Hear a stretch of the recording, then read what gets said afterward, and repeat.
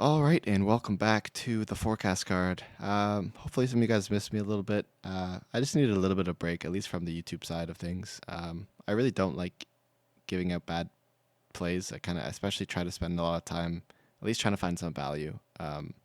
But yeah, I had two pretty rough days in a row. I think like 4 and 14 or something, 5 and 50. It wasn't good. It really wasn't good. It kind of destroyed my all the units that I made in the first 2 weeks just kind of got obliterated in 2 days. So didn't enjoy that. But yeah, I fully kind of changed my MLB betting strategy to make it a bit more enjoyable for myself. So now I bet every single game in baseball because I have found that even a slight lean is still, in my opinion, worth betting. The reason why I make my most money in college basketball historically is that I just do volume betting. So I have like 30 games bet on a single day, um, and your gains to end up getting cut because you're kind of reducing your risk. But I mean, typically when you reduce your risk, you also reduce your reward. Um, so most days it would be like 16 and 13, and I'd be up like half a unit, or sometimes you'd have really good days, 24 and 6, and you'd be up a ton, and then you could have days where you went like 10 and 20. But it historically has done a lot better for me. Just trying to find value over a significant, because again, just lowering variance is always a good way. You could say that about your betting portfolio or your stock portfolio, or yeah, diversification is important. So I've been enjoying that. I'm going to update the tracker. Eventually, I have to go back through all my spreadsheets to kind of calculate the net unit gain or loss. I was going through my bet tracking and it just didn't work because I had a bunch of other bets in there from other sports and stuff that I didn't post on YouTube. So I'm going to have to go back through that. But I'm going to keep a rolling tally now of units instead of win loss because I've been doing a lot more value betting, so taking a lot more underdogs, and you could win an underdog bet and lose a favorite and still be up a ton of money. So I'm not really looking to do that. It's kind of not necessarily accurate to how well you're doing in the sport by just having like a win and loss column. So yeah, I'm gonna have it all tracked every day. The spreadsheet linked in the description. I update it every single day with my bets, way before the YouTube videos if you want to get better lines. But that's typically where I do post as I'm going through the games. That's where I'm posting them, and that's where I kind of track my units gained. So that's kind of where the numbers are going to come from if anyone's curious. But yeah, short slate today. I figured today was a good day to get back on the wagon.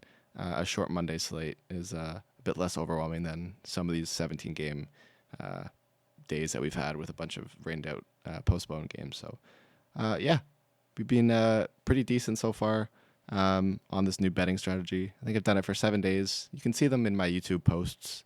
Um, some days were really good. I think we had a 110 and 3 day, a couple bad days, but overall we've been up I think 2.5 units in betting every game, which isn't crazy. But I've only done it for 7 days. So yeah, excited to kind of mix it up a little bit and maybe reignite my YouTubing uh, enjoyment because I was getting a little bit frustrated just because I'm new to it. It took me a lot longer to do this kind of stuff than probably a lot of other more veteran YouTubers. So yeah. Anyway, thanks you guys so much for watching, especially if you've stuck around this long to find the sub video in your box. But yeah, let's get into all my bets for tomorrow. All right, heading on to the game number one, we have the Mets heading on the road to play the Nationals. Now, somehow the Mets completely imploded yesterday. I think they were up like 7-1, ended up losing that game 8-7. So pretty embarrassing game from them. Canning's a decent pitcher, but I do think he's kind of due to get shelled.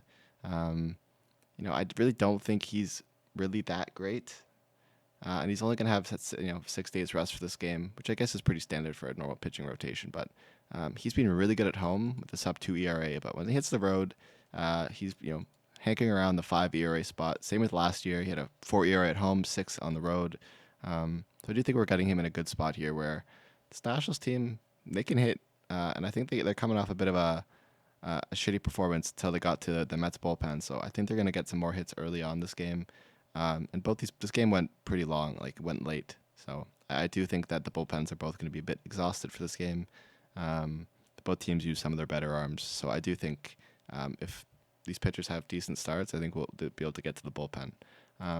If you go into the I guess the advanced stats a little bit between these two teams, the Nationals historically have been pretty good at home versus righties. They're top 10 on the year. They have regressed a little bit. Um, They've been hitting lefties a little bit better, but still at home versus righties are top 10 over the last 2 weeks. They kind of struggle overall. They definitely struggle a little bit more on the road, but of course we're getting them at home here, which is a good spot. On the other side, same with the Mets. They've been historically not doing amazingly well on the road over the last 14 days, but they're a pretty solid right-handed hitting team. Typically much better at home, but they're still hitting righties at a decent rate. And again, I don't think Trevor Williams is really that good, especially considering the Astros have hit him really well in the past. 83 at bats, 22 hits, um, slugging of over 400. I think they get to them. Yesterday was like -5 expected runs just from the weather blowing in. Now we're going to have much better weather. It's going to be warmer. And with my opinion, two worse pitchers that both don't really like dealing with lefties too much. And both these pitchers are, both these lineups are very lefty heavy. So I think we're going to see a lot of runs. This will be a light bet for me, a 1-star bet, so 0.25 unit bet. But I'm going to be on the over here, over 9 at -115 here in the Mets at Nationals game. All right, heading on to the next game, probably one of my least favorite games on the board. We have the Twins heading on the road to play the Guardians. Now, on paper, I think Bailey Ober is the more talented pitcher, but he has started out looking pretty mediocre. That being said, I don't really know what to think of both these pitchers. Ober has historically pitched against this Guardians team really well. Obviously, most of the lineup for the most part is very similar to what it's been over the last few years, but over 69 at bats, he's held them to only 8 hits, only 2 home runs, a batting average of .116, an OPS of sub 400. So he has done well against this Guardians team, especially against some of their bigger hitters like Stephen Kwan.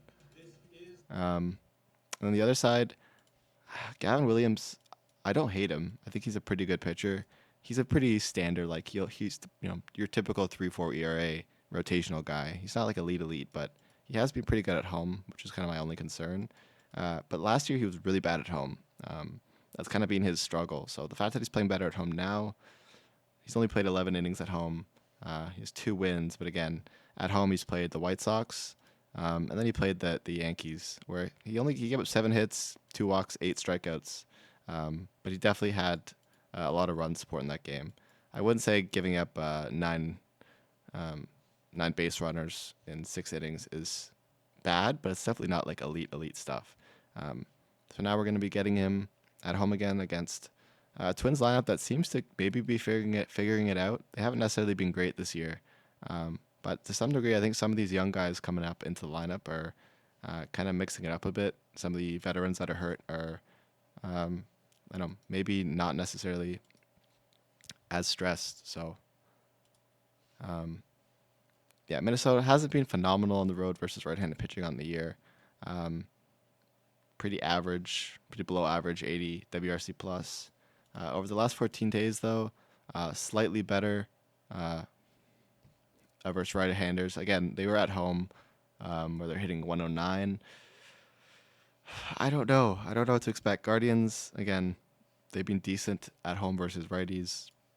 But if you look at the lineup matchups, I'm kind of just reading the line here. Gavin Williams has struggled against righties. That's most of the Minnesota lineup. And Bailey Ober's actually been decent against lefties. It's kind of been, maybe not this year, but historically he's been a much better pitcher against lefties. So I'm going to take a shot here with Twins. I think this line is trying to tell us something. I think Guardians should probably be a lot more favored, and the fact that they're not kind of concerns me a little bit. So I'm expecting an Ober bounce back, and I do think the Twins bullpen's been performing really well lately. So at plus 105, I'm going to take a shot at them. But again, not confident in this bet at all. The price kind of susses me out a bit, but I'm going to be on a quarter unit here on the plus 105 Twins money line. All right, moving on to game number 3, we have the Yankees heading on the road to play the Orioles. Now, this is an interesting game because, again, Orioles have been one of the worst teams in baseball this year. But if you look at the advanced stats, they are hitting righties better than almost any team. At home versus righties, they're number 2 over the last 14 days. WRC plus of 193 on the year. They're number 1 with a WRC plus of 163, way better than any other team right now. So they're smacking righties. And again, I don't think Will Warren is bad, but I don't think he's necessarily that great. And on the other side, the Yankees, they're still the Yankees. They're still good, going to be a top five offense against righties and lefties all year. They have a pretty stacked lineup through and through. So I expect them to get some runs here, as they typically always do against average to mediocre pitching, which I kind of think Sugano is.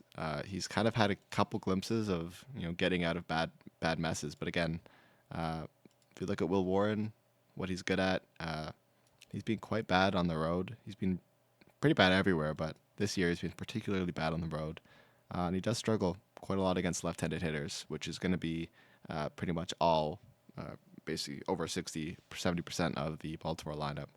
So I think the Orioles will get to him. And again, Will Warren or Sugano. Uh, Again, his ERA is quite low for how much I feel like he's been getting hit up, especially home runs. He's given up 6 home runs in his last, 23 innings pitched. Uh, Not necessarily that confident. Again, his ERA at home is only 3.86 over 11 innings. He's been pretty good. But again, if you look at what he struggles at, he's just an average pitcher. Again, I'm not necessarily too confident in him. He could go 7 innings again, but he has played a lot of really bad offenses. He's played Toronto twice, the Royals, who were the worst team in the baseball against righties. Cleveland, bottom 15 offense against righties. Nationals, a team that hits lefties a lot better lately. And Toronto, who just couldn't figure out their offense for the hell of them. And he still gave up, 8 hits in one of those games against Toronto. So yeah, I think this Yankees lineup might be a little bit too bad for him. Weather's going to be pretty solid. I mean, warm. Wind's going to be blowing out a little bit. Yeah, I think we're going to get a lot of runs in this game. So I'm going to be on the over at 9.5. And this will be a half unit play for me, minus 115. All right, heading on to game number 4, we have the Cardinals heading on the road to play the Reds. Another game I'm not really fond of, but I do think Plante is due to kind of get bounced back. I think he's a way better pitcher than Nick Martinez. He had a couple rough games. His last 2 were pretty rough, giving up 4 earned runs in both of them after 3 pretty solid starts. But he's played some really tough lineups. He's played the Braves, the Mets, the Phillies, the Red Sox, and the Twins. Not necessarily the most impressive stats, but they have some really impressive hitters that could get to you at any moment. Yeah, he's obviously hasn't really been good on the road, which is kind of my only concern. He has a 6 ERA on the road, but last year was actually better on the road. Yeah, I don't know. I don't really know what to think. Again, his games on the road were against some really good offenses, and some, I would say, for the most part, at least weather-wise, ended up being kind of hitter-friendly environments. So I think he bounces back here. He has historically done really, really well against his Cincinnati lineup. Over 64 at-bats. He's only given up 12 hits, .187 batting average, 13 strikeouts, sub 500 OPS. Yeah, I think he's good. And on the other side, Nick Martinez, he's getting up there in age, and he's not really doing well. He's been really bad at home, 6 ERA. He's really struggling against lefties, which, again, the Cardinals have 4 really good lefties that have been hitting at a pretty solid rate this year. I think I'm going to have to take the Cardinals here at plus money. If you look a bit more into the advanced stats between these two teams lately, again, Cardinals have been a pretty solid offensive team. They kind of been hitting a bit more poorly, but they're still a top 10 offense against right-handed pitching on the year.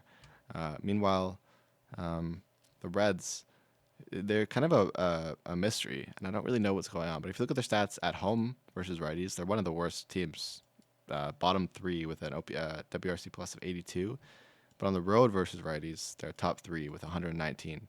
So I just think their ballpark, the environment, is not optimal for the right-handed hitters for some reason. And of course, their stats are kind of bloated from playing in Colorado. Again, we're getting them kind of in the, I guess you'd call it the course field hangover. They're going to be coming from the elevation on one day's rest. Going back home where they historically have been hitting a lot worse. Cardinals going to be coming into this game not too far of a travel spot. I think it's a good spot for them. And again, Reds, one of the worst bullpens in baseball right now. That's also kind of has used up a lot of its arms. So I'm going to be on Cardinals here. Only a quarter unit bet at plus 110. All right, heading on to our next game, we have the Athletics heading on the road to play the Rangers. Now, this line sticks to me because I really think the Athletics should be more favored here. But yeah, Athletics probably one of my favorite games on the board tomorrow. Obviously, Patrick Corbin has looked better this year. He has 2-0 with a sub 4 ERA, but he's still giving up the hits. He just seems to be getting out of pickles. Um, he doesn't go many innings, and again, I don't think the Rangers bullpen has been that good this year. His most recent game, he played against the Athletics. He gave up 7 hits, and they only gave up 2 runs on 2 home runs. But again, he had 9 base runners and 5 innings pitched, only 4 strikeouts. I don't fully think he's back. I think he's gotten pretty lucky. He hasn't really had to pitch against too much insane offense. But now we get this Athletics team is used to his new pitch mix, familiar with him. I think they're gonna have more of an edge. Of course, the Rangers have also seen Sears, but again, they're still gonna be without, in my opinion, one of their better players at shortstop. With Seager at one of their only lefty lineups, so Sears is basically gonna be up against a fully righty lineup, and he's been better, way better against righties, since 2023 and this year, and he's mostly only pitched against righties. So I think he's going to be comfortable here. He's been a pitcher that pitches way better on the road. Since 2023, he's pitched 211 innings with a sub 4 ERA on the road, over 5 at home. Obviously, he pitched in a different stadium for most of that time, but again, I don't think Corbin's back. I really don't. I think the Athletics, if you look at their stats, they've been smacking the hell out of lefties. On the year against lefties, they're top 5, 131 WRC plus. On the road versus lefties, they're number 1. They've only seen 56 plate appearances, but they're still hitting lefties at a really, really high rate. If you look over the last 14 days versus lefties, again, still above 100 WRC plus. I just think they're smacking the hell out of them. Texas, on the other hand, again, over the last 14 days, bottom 5 in WRC plus against lefties. On the year, really not that great either. 86 WRC plus. At home versus lefties, 82. Like they're just not hitting the ball well. Now they're gonna be missing one of their best starters. I think Sears is not necessarily a phenomenal pitcher, but he pitches better on the road. Patrick Corbin sucks. I think he's due for a classic Patrick Corbin start. He hasn't really had one of those yet. And again, I don't love the Athletics bullpen, but I don't love the Rangers bullpen either. If you look at the xFIP of both these bullpens, Athletics is 17th this year. Texas, they're still top 10, but again, I think they used a few of their better arms. So maybe I'll be on Athletics first 5 money line. You'll see it on the screen if I end up switching it. But we'll see. We'll see what I end up betting. But yeah, I'll be on Athletics money line or Athletics first 5 at half a unit. All right, heading on to game number 6, we have the Tigers heading on the road to play the Astros. Now, I was trying to think of how I wanted to play this game. I do think the Tigers are right now the better team offensively, more talented team, and I think Jack Flaherty, World Series winner last year, I think he's the better pitcher. But Ronald Blanco, I think he's still good. I just hasn't had one of his superstar starts this year. But I think he's finally due for a good win. He's played some really bad competition this year. He's played against the Twins, Angels, Cardinals, Jays. He hasn't really had to play any really tough bats, and he still hasn't looked good. But again, he just played Toronto, only gave up 1 earned run in that game. He got out of a lot of shitty situations. Played the Cardinals on the road, but he played at home. Again, if you look at his starts at home, other than the Giants, he's really only given up 6 hits and 16 innings pitched, so he's not that bad. And his ERA at home is 3.24, ERA on the road 9.45. So I think we're getting him at home at a good price. Jack Flaherty, on paper, slightly worse on the road, but again, he's still an elite pitcher. Last year, he was better on the road than he was at home. Again, and both these teams offensively have not been that elite versus righties. If you look at on the year, Houston is bottom 24th in WRC plus against righties. And Detroit is top 10, which is still just only slightly above average. But if you look over the last few days, now that they've had to pitch against a slightly harder right-handed pitching, they've fallen quite dramatically to bottom 5 with 82 WRC plus, with a decent sample of 300 plate appearances. So I think both these bullpens are pretty solid. Weather is going to be blowing in. I think I'm going to be on the under here. I think both these pitchers, I think Ronald has a good game. I think Flaherty has a good game. I think these bullpens are going to be relatively, at least some of their better pitchers are going to be in. So, yeah, I'm going to be on the under 8 here at minus 115. This will be a 2-unit bet for me. I also really like the Tigers side. but the model doesn't actually agree with my handicapping. So I typically try to, handicap the game myself and then look at the model, see if it agrees with me. But in this case, it kind of likes the Astros. So at this point, maybe the plus money with the Astros is the right side on that game. But I'm going to be on the under for sure. All right, moving on to game number 7, we have the Braves heading on the road to play the Rockies. Now, this is a funky game. Like, at first, I was like, oh, you should just slam the Braves. But man, Elder has not been good at all. And Feltner, again, he's a pitcher that, most of these Rockies pitchers are a lot more accustomed to playing in these environments. And I think Ryan Feltner is probably their best pitcher out of all of the pitchers that they do have. Not really any that good. But again, this year he's been really good at home. Last year he struggled at home a little bit, but again, his ERA at home is always going to be worse. Um, Again, when you're always playing in Coors Field, but this year he's actually pitched quite good in Coors Field, and his biggest struggle has been against lefties. And again, not really scared of that many of the Braves lefties right now. Matt Olson's playing like shit. Verdugo's playing like shit. Ozzy Albies was hot, but he's kind of missing again. Michael Harris, he's kind of only kind of a home run kind of guy or nothing. I think some of the righties have been hitting better with like Austin Riley and Sean Murphy. So I think that's a good matchup for him. Again, Bryce Elder, his biggest problem is he gives up a lot of hard contact. Yeah, obviously he had a good start against the Cardinals, only giving up 5 hits, 1 earned run. But again, he's not striking out a ton of people. And what you don't want to be doing is letting the ball get in play. And he's been walking a ton of people. I just don't think this is a good spot for him in this environment. On the road, he's been really bad this year, 7.2 ERA. Last year, he's been slightly worse on the road, and he sucks against righties, which is most of the Rockies' lineup is right-handed pitching. So I'm going to take a stab here with the Rockies' money line. I think the Braves here, they're going to be traveling into this environment. Rockies just played a full game, or full series at home, so they're going to be fully adjusted to the altitude, and wind's going to be blowing it in a little bit, which I do think actually benefits the Rockies a little bit because I guess, again, they are slightly more used to it. And Elder does give up a lot more hard contact than Ryan Feltner does. So he should, in theory, be giving it more barrels, and balls getting hit harder should be able to make it. While balls that are going to be more curveball changeups that Feltner throws, you really need to swing the bat hard to get those going when the wind's blowing in. So I think it's a great spot for the Rockies. Not often you're gonna be betting the Rockies. They are 4-23, and they're not necessarily great at hitting righties, but I don't like Elder. He's going to pitch really bad in this altitude and this wind.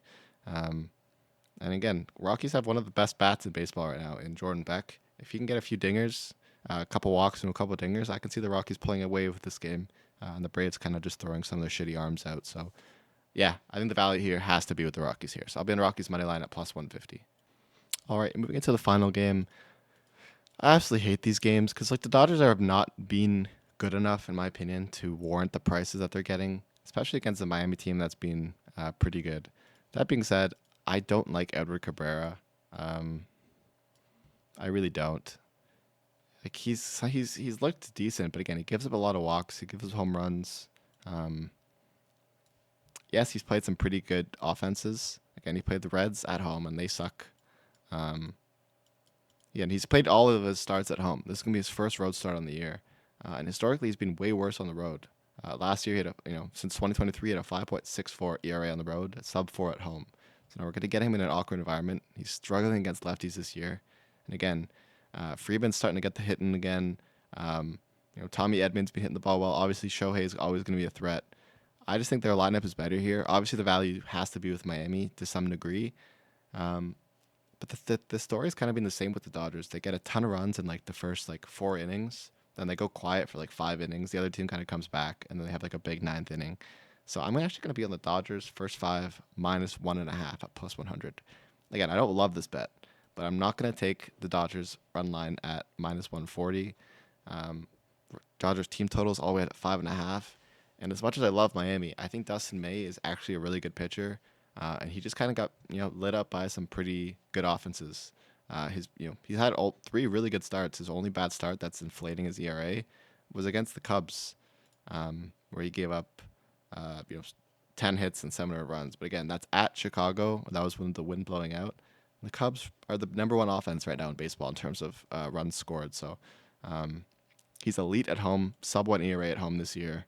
We're getting him in a good spot after a bounce back spot after a terrible start. And we're getting, in my opinion, Edward Cabrera's first road start. That's going to be shaky for him in a really warm environment. That might actually be kind of tough for him. Again, Miami, very humid place to play. Then you're going all the way to the West Coast now, where it's going to be hot and dry. And I think that's kind of going to be tricky for a pitcher to adapt to after only pitching at home for so long. So it's Dodgers or nothing for me. I think they light up Cabrera. I think Dustin May has a good bounce back. And again, Miami's been kind of cooling off a little bit against righties.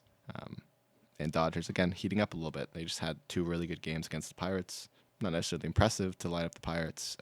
But again, I think the Pirates pitchers that they light up is very similar to the Cabrera in terms of quality. So I'm going to be on the Dodgers first side -1.5 at a quarter unit at +100 on FanDuel. All right, and that is everything for today. Those are my 8 bets. Just to recap, I'll be on the over at 9 in the Mets at Nationals game. I'll be on a quarter unit, Twins money line +105 quarter unit, over 9.5 in the Orioles Yankees game at half a unit. Cardinals money line +110 at quarter unit. Athletics first 5 money line at -110 at a half a unit, under 8 in the Tigers at Astros, half a unit -115. Then I'll be on the Rockies money line, quarter unit +150, and Dodgers first 5 -1.5 +100. Yeah, that's everything I'm betting for today. Thanks so much for watching.